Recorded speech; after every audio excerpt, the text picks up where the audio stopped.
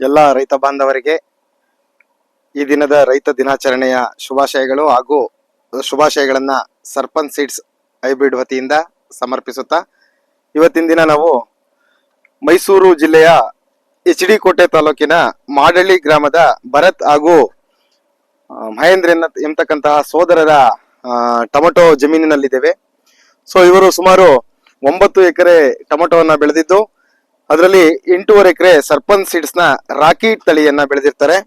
So ಈ ರಾಕಿ ತಳಿಯು ದೇಸಿ tomato ತಳಿಯಾಗಿದ್ದು ಇದು ತುಂಬಾ ತುಂಬಾ ಸೆಟ್ಟಿಂಗ್ ಅನ್ನ ಹೊಂದಿರತಕ್ಕಂತಹ ತುಂಬಾ ಇಳುವರಿಯನ್ನು ಹೊಂದಿರತಕ್ಕಂತಹ ಬೆಳೆಯಾಗಿದೆ.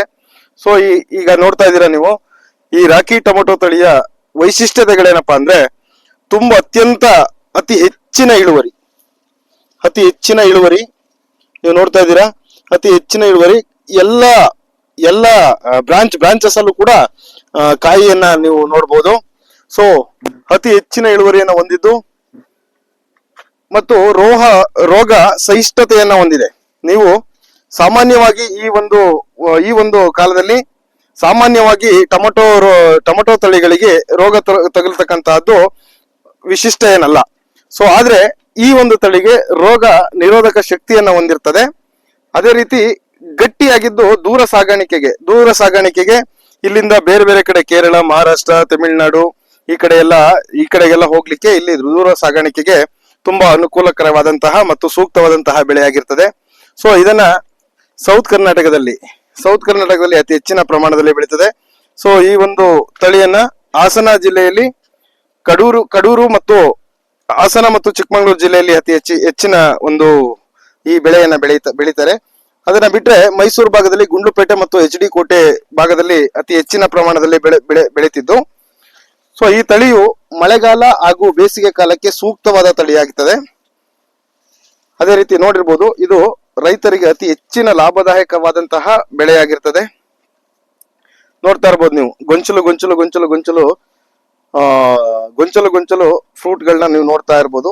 ಎಲ್ಲಾ ಫ್ರೂಟ್ಗಳು ಕೂಡ ಅಡಿಯಿಂದ ಮುಡಿವರೆಗೂ ಕೂಡ ಒಂದೇ ಸೈಜ್ ಅನ್ನ ಹೊಂದಿರತಕ್ಕಂತಹ, ಒಂದೇ ಗಾತ್ರವನ್ನ ಹೊಂದಿರತಕ್ಕಂತಹ ಟೊಮೆಟೊ ತಳಿ ಇದಾಗಿರ್ತದೆ. ಇದು ಸರ್ಪಂಚ್ ಸೀಡ್ಸ್ ನ ರಾಕಿ ಎಂಬತಕ್ಕಂತಹ ದೇಸಿ ತಳಿ.